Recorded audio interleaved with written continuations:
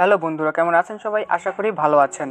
একবার ভেবে দেখুন তো, যদি সমুদ্রের সব পানি শুকিয়ে যায় তাহলে আমাদের সাথে কি হতে পারে? জানতে হলে ভিডিওটি শেষ পর্যন্ত দেখবেন। আশা করি আজকের মুভির গল্পটি আপনাদের খুব ভালো লাগবে।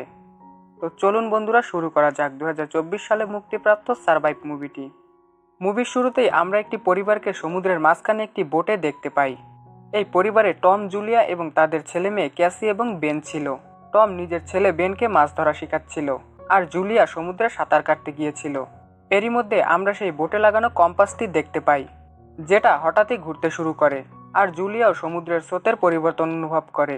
তার কাছে সমুদ্রের পানি আজকে একটু অদ্ভুত রকমের লাগছিল। প্রথমে তার কাছে মনে হয়েছিল এটা হয়তো তার মনের ভুল, কিন্তু সে পানিতে ডুবে যাচ্ছিল, কারণ পানির স্রোত বদলে যাওয়ার কারণে পানিতে সাঁতার কাটা খুবই মুশকিল হয়ে যাচ্ছিল। সে ডুবন্ত অবস্থায় নিজের মেয়ে ক্যাসিকে ডাকতে থাকে, কিন্তু সে তো কানে হেডফোন লাগিয়ে গান শুনছিল। কিন্তু ততক্ষণে টম তার আওয়াজ শুনে বোটটি তার কাছে নিয়ে যায় এবং পানিতে ঝাঁপ দিয়ে তাকে উদ্ধার করে। কিন্তু এসব দেখে সে অনেক বেশি রেগে যায় আর বলে যে, আমি তোমাকে কতবার বলেছি সাঁতার কাটতে যাওয়ার আগে কাউকে জানিয়ে যাওয়াটা কতটা জরুরি। এরপর আমরা রাতের দৃশ্য দেখতে পাই। আসলে আজকে বেনের জন্মদিন ছিল, যে কারণে তারা বোটে করে ঘুরতে এসেছিল।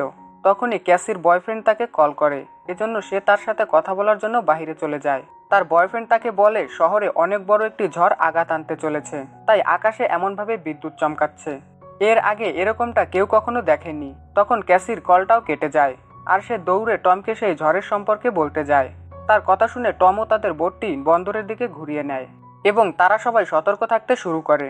তারা সমুদ্র থেকে তিমির আওয়াজ শুনতে পায়। এটা দেখার জন্য তারা বাহিরে আসে। তখনই একটি তিমি তাদের বোটের সাথে ধাক্কা খায়, ফলে বোটের ইঞ্জিনটি বন্ধ হয়ে যায়।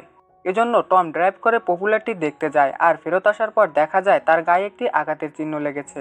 টম জুলিয়াকে বলছে বোটের একটি প্রপেলার ভেঙে গিয়েছে আর অপরটি জ্যাম হয়ে গিয়েছে, তাই তাদেরকে এখান থেকে সাহায্যের জন্য অপেক্ষা করতে হবে। সে আরও বলছে, আমাদের কাছে আগামী 4 দিনের খাবার মজুত রয়েছে, আর এই মুহূর্তে আমরা মালবাহী জাহাজের পথে রয়েছি।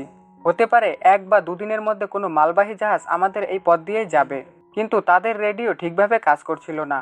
কিছুক্ষণ পরে আবার বাহির থেকে অদ্ভুত আওয়াজ আসতে শুরু করে, আর তারা বাহিরে গিয়ে দেখে আকাশ থেকে আগুনের গোলা পড়তেছে। এজন্য টম দ্রুত বোটটা চালু করার চেষ্টা করে, কারণ একটি আগুনের গোলা সরাসরি তাদের দিকেই আসছিল। এজন্য বোটটি সরানো জরুরি ছিল। এমন পরিস্থিতিতে টম কোনো রকমে নিজের পরিবারকে বাঁচিয়ে নেয়। এখন ইঞ্জিন পুরোপুরি নষ্ট হয়ে গিয়েছিল, আর আকাশ থেকে আগুনের পড়ন্ত গোলাগুলো আসলে স্যাটেলাইট ছিল। এরপর দেখা যায় তাদের কম্পাসটি দ্রুত গতিতে ঘুরতে থাকে। হঠাৎ সমুদ্রের ঢেউ আছড়ে পড়ে, সাথে সাথে ঝড়ও শুরু হয়ে যায়। এজন্য টম সবাইকে লাইফ জ্যাকেট দেয়, যাতে কেউ যদি সমুদ্রে পড়েও যায় তাহলে যেন তারা বেঁচে যায়। কিন্তু আজকের ঝড় যেন খুবই অদ্ভুত ছিল, কারণ এখন তারা অদ্ভুত সব জিনিস অনুভব করছিল। এমনকি জুলিয়ার নাক দিয়ে তো রক্তও বেরোচ্ছিল। এক পর্যায়ে তারা প্রত্যেকেই অজ্ঞান হয়ে যায়, আর সেই ঝড় সারা রাত চলতে থাকে। পরের দিন সকালে সবার জ্ঞান ফিরে আসে, আর ততক্ষণে ঝড়ও থেমে যায়। তবে বোটটির ব্যাপক ক্ষয়ক্ষতি হয়ে গিয়েছিল। এরপর যখন তারা বাইরে বের হয় তখন তারা নিজেদের চোখকে বিশ্বাস করতে পারে না, কারণ রাতের বেলায় তারা যে গভীর সমুদ্রে ছিল, আর এখন তারা মরুভূমির মাঝে রয়েছে। এসব দেখে টম কম্পাস দিয়ে দিক বোঝার চেষ্টা করে। তখনই সে সবাইকে বলে যে পৃথিবীর মেরু বদলে গিয়েছে, মানে সেখানে উত্তর মেরু এবং দক্ষিণ মেরু একে অপরের দ্বারাই প্রতিস্থাপিত হয়ে গিয়েছে। এর মানে হলো তারা ছিল তো সমুদ্রে, কিন্তু সমুদ্রের সব পানি স্থলভাগে চলে গিয়েছে, মানে পুরো পৃথিবীর সভ্যতা ধ্বংস হয়ে গিয়েছে। এই খবর শুনে ক্যাসি পুরোপুরি ভেঙে পড়ে, কারণ তার বয়ফ্রেন্ডও নিশ্চয়ই মারা গিয়েছে। এখন দ্রুত তাদেরকে কিছু করতে হবে, আর নয়তো তারা সেই মরুভূমিতেই মারা যাবে। এদিকে টমের ছোট ছেলে বেন নিজের জন্মদিনের বেলুনগুলো একত্রিত করে সেগুলোকে আকাশে উড়াতে শুরু করে, যাতে কেউ যদি তাদেরকে দূর থেকে দেখে তাহলে যেন তাদের সাহায্য করার জন্য এগিয়ে আসে। এদিকে টম রেডিওর মাধ্যমে কারো সাথে যোগাযোগ করার চেষ্টা করছিল। ভাগ্যক্রমে তার যোগাযোগ নোবা নামের একজনের সাথে হয়। নোবা তাকে বলে যে সে এবং তার এক সঙ্গী সাবমেরিন নিয়ে গভীর সমুদ্রে এক্সপ্লোর করছিল, কিন্তু এই পরিবর্তনের কারণে তার সঙ্গী মারা যায়। এখন সে একাই বেঁচে আছে। একই সাথে সে টমকে বলে যে সমুদ্রের পানি আবার 5 দিনের মধ্যে ফেরত চলে আসবে। সে বলে, আমার সাবমেরিনে অত্যাধুনিক প্রযুক্তি রয়েছে, যা দিয়ে আমি এটি জানতে পেরেছি। তাছাড়া এমন ঘটনা আজ থেকে প্রায় 10 লাখ বছর আগেও একবার ঘটেছিল। এ কারণে আমাদেরকে দ্রুত নিজেদেরকে টিকিয়ে রাখার ব্যবস্থা করতে হবে। টম তাকে জিজ্ঞেস করে যে তোমার সাবমেরিনে কয়জন লোকের জায়গা আছে। নোবা তাকে জানায় এই সাবমেরিনটি 3 জন লোক বহন করতে পারে। যেহেতু আমার সঙ্গী মারা গিয়েছে, তাই আমি আরো 2 জন লোককে বাঁচাতে পারবো। তাই জুলিয়া তার কাছে নিজের ছেলে মেয়েকে বাঁচানোর জন্য অনুরোধ করতে থাকে। জুলিয়া তাকে তার লোকেশন জানাতে বলে। জুলিয়া তাকে কথা দেয় তার কাছে সে শুধু ক্যাসি এবং বেনকে পাঠাবে। নোভা তাদের কথায় রাজি হয় আর তার লোকেশন জানিয়ে দেয়। তখন টম সবকিছু চেক করে বলে সেই সাবমেরিনটিতেও এখান থেকে অনেক দূরে। যদি তারা কাল সকালে বের হয় তাহলে 3 দিনের মধ্যে তারা সেখানে পৌঁছে যাবে। তবে এই বিষয়টি সে তার নিজের ছেলে মেয়েকে জানায় না। পরের দিন তারা তাদের সকল খাবারগুলো গুছিয়ে রওনা হয়ে যায় সেই সাবমেরিনের উদ্দেশ্যে। কিন্তু তখনই বাহিরে টম একটি কুকুরের আওয়াজ শুনতে পায়। সেখানে একজন লোক ছিল যে তার কুকুরটিকে সাথে নিয়ে তাদের দিকে আসছিল। এই লোকটি দেখতে খুবই অদ্ভুত ছিল। টম সেই লোকটিকে দেখে তার দিকে এগিয়ে যায়, কারণ তাকে তো এখান থেকে ফেরত পাঠাতে হবে, কারণ তারা তো সেই নোভার লোকেশনের দিকে রওনা করছিল। এজন্য সে ওই লোকটির কাছে গিয়ে তাকে পানি পান করতে দেয়। একই সাথে সে তাকে জিজ্ঞেস করে সে সমুদ্রে কি করছিল আর কিভাবে বা বেঁচে গেল। সে লোকটির কাছে অদ্ভুত একটি হাতিয়ার ছিল। এদিকে জুলিয়া লোকটির দিকে এগিয়ে আসে, কিন্তু সেই লোকটি পানি পান করতে করতে হঠাৎ করে বোতল দিয়ে টমের উপর আক্রমণ করে, যার ফলে টম নিচে পড়ে যায় আর সেই লোকটি নিজের হাতিয়ার দিয়ে টমকে মেরে ফেলে। এসব দেখে জুলিয়া প্রচন্ড ভয় পেয়ে যায়। সে ভয়ে বোটের দিকে দৌড় দেয়। লোকটি নিজের হাতিয়ার জুলিয়ার দিকে ছুঁড়ে মারে, যেটা তার কাঁধে গিয়ে লাগে, কিন্তু জুলিয়া দৌড়ে বোটের ভিতরে চলে আসে এবং দরজাটি বন্ধ করে দেয়। এরপর সে ক্যাসিকে একটি ফ্লেয়ার গান দেয় আর তাদের দুজনকে লুকাতে বলে, আর সে নিজেও একটি চাকু নিয়ে বোটের বাহিরে চলে যায়। লোকটি দরজা ভেঙে ভিতরে আসে। সে বোটের মধ্যে সবাইকে খুঁজতে থাকে, কিন্তু সেখানে জুলিয়া ছিল না, কারণ জুলিয়া একটি গর্ত দিয়ে বাহিরে বের হয়ে এসেছিল। এজন্য লোকটা জুলিয়াকে দেখতে পায় না। জুলিয়া বেঁচে তো যায়, কিন্তু লোকটার কুকুরটা তাকে দেখে ফেলে, তাই জুলিয়া কুকুরটিকে প্রাণে মেরে ফেলে। তারপর নিজের ছেলে মেয়েকে বাঁচানোর জন্য এগিয়ে যায়। সেই লোকটি নিজের কুকুরকে মৃত দেখে জুলিয়াকে খুঁজতে থাকে। এদিকে জুলিয়াও ক্যাসি এবং বেনের কাছে পৌঁছে যায়, কিন্তু তখনই সেই লোকটিও তাদের কাছে চলে আসে আর তাদেরকে প্রাণে মেরে ফেলার চেষ্টা করে। তবে সেই মুহূর্তে ক্যাসি তার দিকে ফ্লেয়ার গান চালিয়ে বসে, যার ফলে বোটে আগুন ধরে যায়। এরপর ক্যাসি এবং বেন বাহিরে বেরিয়ে আসে। জুলিয়া খাবার নিয়ে বাহিরে বের হতে হতে যখন সে ব্যাগ উঠাতে যায়, তখন সেই লোকটি জীবিত ছিল। তখন জুলিয়া তাকে লাথি মেরে অজ্ঞান করে সেখান থেকে পালিয়ে যায়। এরপর তারা টমের লাশের কাছে এসে অঝরে কাঁদতে থাকে। এরপর জুলিয়া বোটের দিকে তাকিয়ে দেখে সেই লোকটি এখনো জীবিত আছে এবং সে বোট থেকে বাহিরে তাদের দিকে এগিয়ে আসছে। এজন্য তারা সেখান থেকে পালিয়ে যায়। আর তখনই বোটে জোরে একটি বিস্ফোরণ ঘটে, যার ফলে সেই বোটটি পুরোপুরি ধ্বংস হয়ে যায়।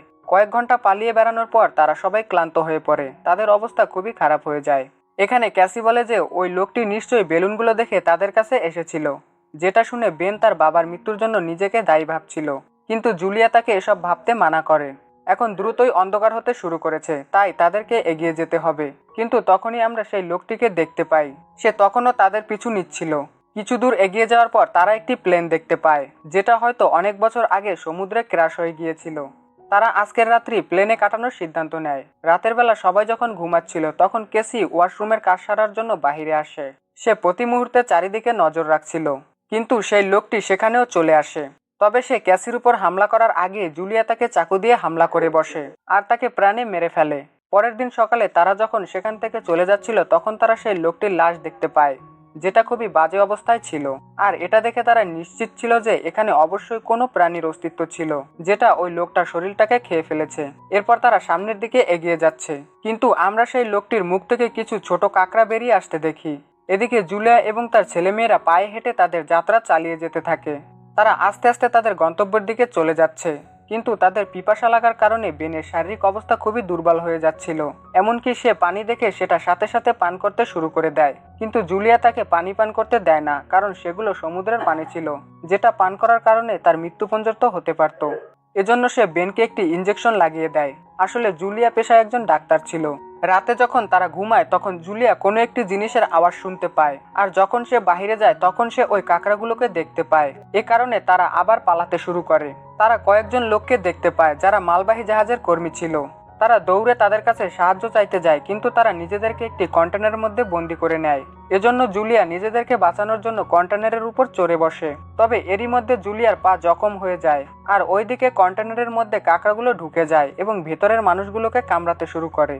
তবে তাদের কাছে বন্দুক ছিল। তারা কাঁকড়াগুলোকে লক্ষ্য করে গুলি চালাচ্ছিল, কিন্তু কাঁকড়াগুলোর সংখ্যায় এত বেশি ছিল যে তারা নিজেদেরকে বাঁচাতে পারছিল না।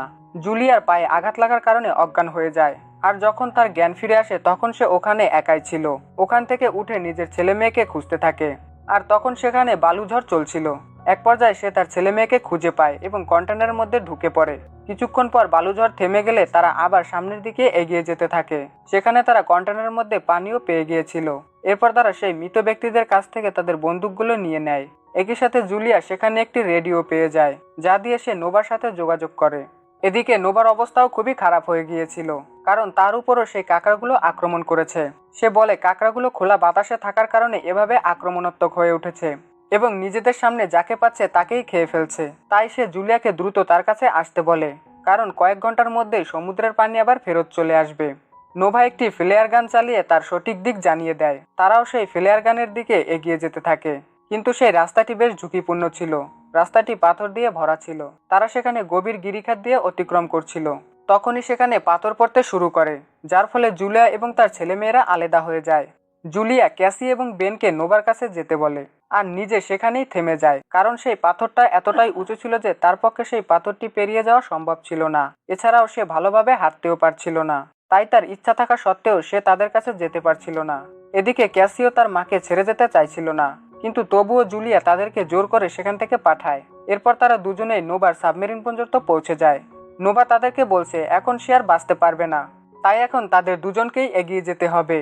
কিন্তু ক্যাসি নিজের মাকে রেখে যেতে চাইছিল না, আর এখন তো সাবমেরিনের ভেতরে জুলিয়ার জন্য জায়গা ছিল। এজন্য ক্যাসি তার মাকে আনতে চলে যায়। অন্যদিকে জুলিয়ার উপর সেই কাঁকড়াগুলো আক্রমণ করে। কাঁকড়াগুলোকে সে গুলি করে মারতেছিল, কিন্তু এখন তার কাছে গুলিও শেষ হয়ে আসছিল। ততক্ষণে সেখানে ক্যাসিও চলে আসে আর জুলিয়াকে সেখান থেকে বের করে আনে। কিন্তু তখনই তারা সেই সাবমেরিনের কাছে চলে আসে।